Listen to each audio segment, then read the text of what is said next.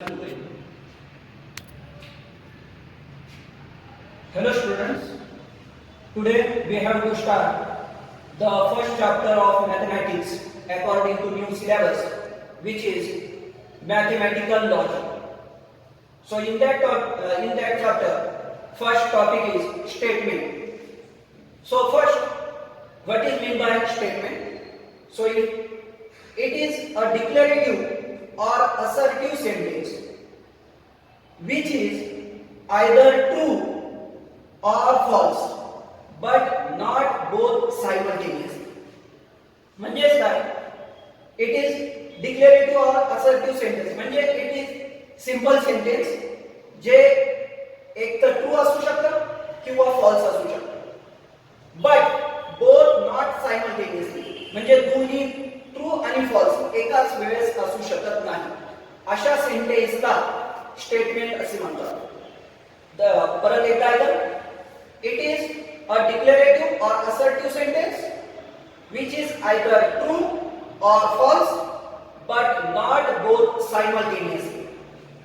म्हणजे असं सेंटेन्स आहे जे एक तर ट्रू असू शकतं किंवा फॉल्स असू शकतं, पण ट्रू आणि फॉल्स एकाच वेळेस नसू शकतात. अशा सेंटेन्सला स्टेटमेंट म्हणतात. Next topic, truth value. आताच आपण बघितलं का स्टेटमेंट एक तर ट्रू असेल किंवा फॉल्स असेल. तर ट्रू स्टेटमेंटला टी ने डिनोट करणार आणि ते टी म्हणजे त्याची ट्रूथ व्हॅल्यू. म्हणजेच काय? If statement is true then its truth value is T and if statement is false then its truth value is F.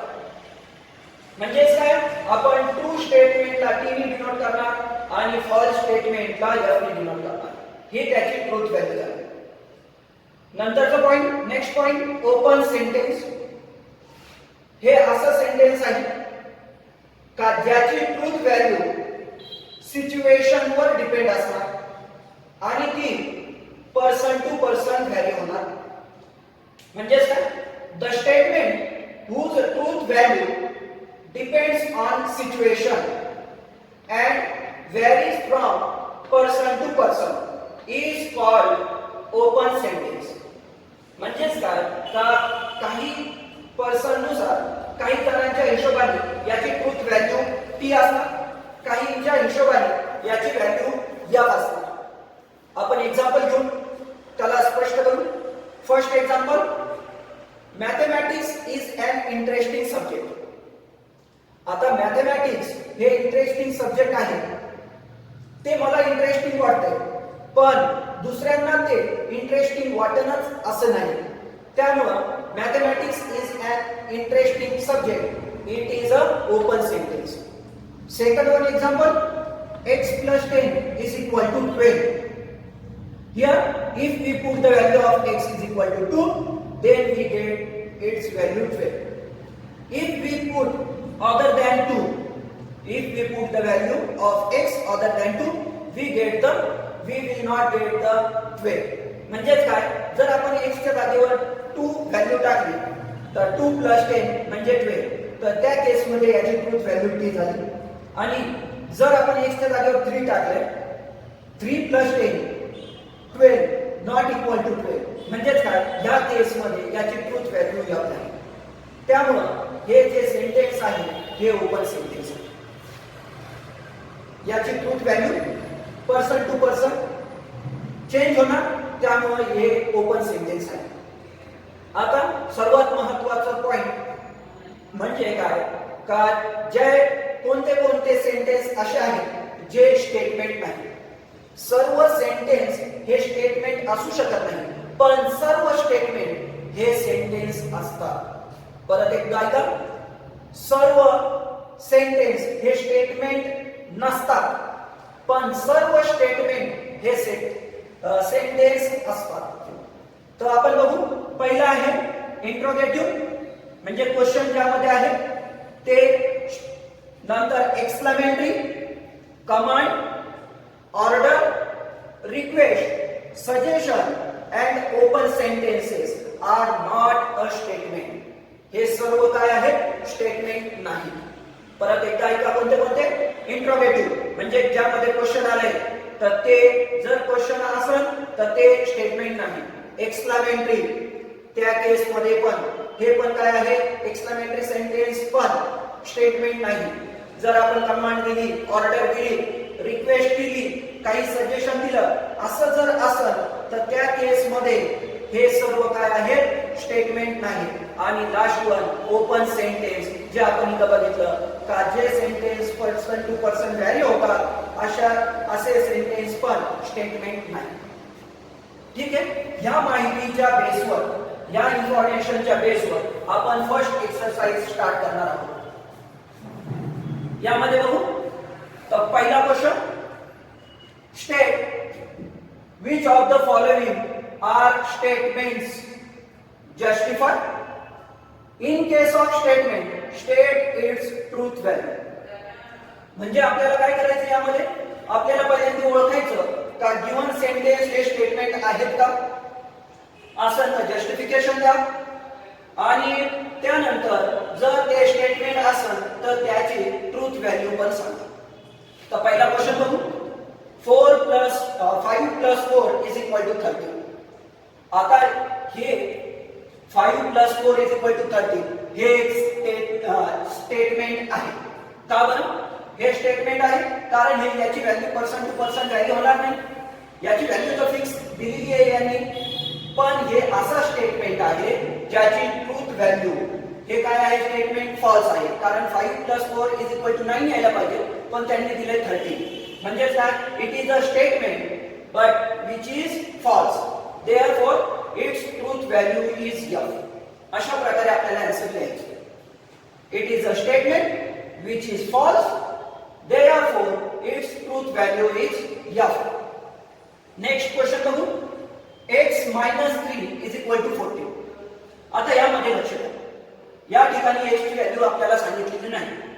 जर मी x is equal to 3 घेतला तर 3 minus 3 is equal to 0 पण इथं काय दिलेले 14 दिलेले तर मी जर 3 घेतला तर याची व्हॅल्यू येईल याची ट्रूथ व्हॅल्यू येईल f. पण जर मी x च्या जागेवर 17 घेतले तर 17 minus 3 is equal to 14 तर त्या केस मध्ये याची व्हॅल्यू येईल ट्रू.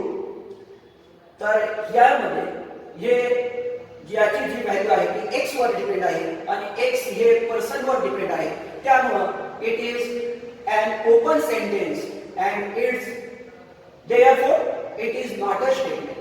हे ओपन सेंटेन्स आहे यामध्ये त्यामुळे ओपन सेंटेन्स हे स्टेटमेंट नसतात जे आपण खाली इथं बघितले. Close the door. आता हे काय आहे close the door it is a command and we know that जर क्वेश्चन मध्ये जर कमांड दिलेली असेल तर ते स्टेटमेंट नसतं. Therefore it is not a statement. Next question 0 is a complex number. आता कॉम्प्लेक्स नंबर हे 11वी मध्ये आपल्याला चॅप्टर होतं पहिला तर त्यामध्ये आपल्याला माहिती आहे complex number it is the combination of real number plus imaginary number. So all real numbers comes under the complex number. Therefore 0 is a real number. Therefore 0 is a complex number. So it is a statement which is true. Therefore its truth value is t. Next question is get me breakfast. आता यामध्ये काय आहे request आहे. So it is a request. Therefore it is not a statement. Next question. Congruent triangles are similar. आता आपल्याला माहित आहे congruent triangle म्हणजे काय का असे ट्रायंगल ज्याची लेंथ आणि अँगल सर्व हे काय असणार सेम असणार दुसऱ्या ट्रायंगल बरोबर. त्यामुळे जे congruent triangle असतात ते सिमिलर असतातच. त्यामुळे आपण काय म्हणणार याच्या आन्सर मध्ये it is a statement which is true. Therefore its truth value is t. आता आपण पुढचं क्वेश्चन बघू 7 number question x square is equal to x. आता यामध्ये जर मी x च्या जागेवर 1 व्हॅल्यू टाकली तर मला काय भेटेल 1 स्क्वेअर इज इक्वल टू 1. तर या केस मध्ये याची व्हॅल्यू 2 आहे. पण जर मी x च्या जागेवर 2 टाकला तर 2 स्क्वेअर इज इक्वल टू 2 हे पॉसिबल नाही. त्यामुळे ह्या केस मध्ये याची व्हॅल्यू ट्रूथ व्हॅल्यू झाली f. तर ह्याची ट्रूथ व्हॅल्यू चेंज होती. त्यामुळे हे काय आहे ओपन सेंटेन्स. तर इथं काय लिहिणार आपण it is an open sentence therefore it is not a statement. Next question बघू.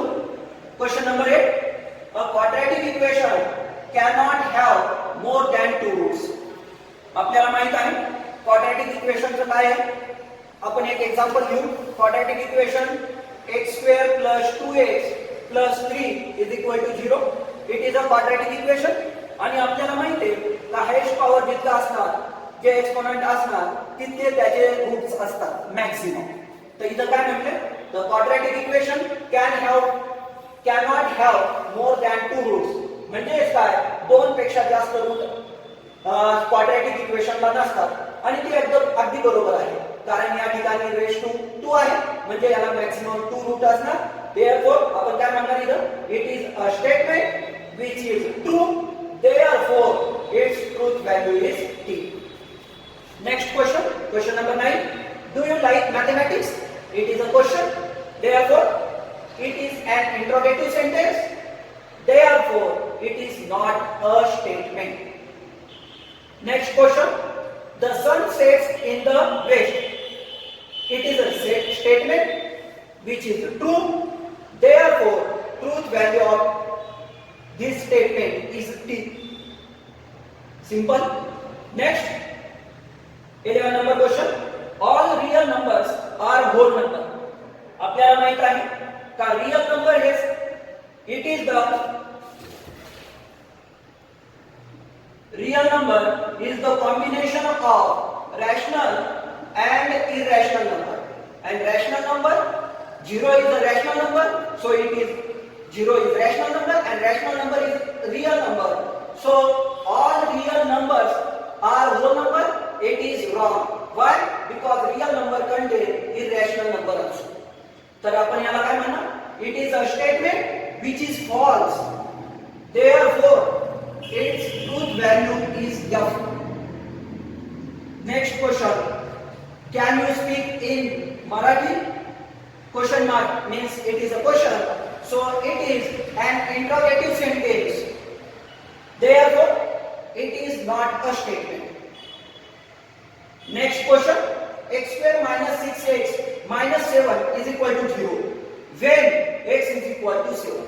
लक्ष द्या इथं या ठिकाणी जर फक्त क्वेश्चन इतकं दिलं असतं x square minus 6x minus 7 is equal to 0 तर ह्या केस मध्ये आपण याला ओपन सेंटेन्स म्हणून म्हटलं असतं. का? कारण यामध्ये आपण कोणतीही x ची व्हॅल्यू कोणतीही घेतली असते. पण या ठिकाणी क्वेश्चन मध्ये x ची व्हॅल्यू आपल्याला घेतली आहे. त्यामुळे हे तो ओपन सेंटेन्स नाहीये. आता आपल्याला फक्त बघायचं हे ट्रू आहे का फॉल्स आहे. इट इज द स्टेटमेंट हे तर कन्फर्म झालंय. आता ट्रू आहे का फॉल्स आहे ते बघण्यासाठी आपण त्याची व्हॅल्यू टाकू. तर x स्क्वेअर म्हणजे 7 स्क्वेअर minus 6 into 7 minus 7 हे झाली त्याची व्हॅल्यू जस्ट. तर 49 7 square 49 minus 6 7 ला 42 and minus 7. So 49 minus 49 is equal to 0 and it is RHS. So it is the statement which is true. Therefore its truth value is t. आता second last question बघू आपण. The sum of cube roots of unity is 0. हे आपण complex number मध्ये बघितलेलं आहे. Cube root of unity which is denoted by 1 plus omega square is equal to 0. हे आपल्याला माहित आहे. त्यामुळे हे स्टेटमेंट काय झालं ट्रू झालं. It is a statement which is true. Therefore its truth value is t. आणि last question It rains heavily. आता हे डिपेंड आहे इट वर. तर हे पर्सन टू पर्सन चेंज होईल, सीझन चेंज होईल. त्यामुळं हे काय म्हणणार आपण it is an open sentence. Therefore it is not a statement. Okay, we will stop here.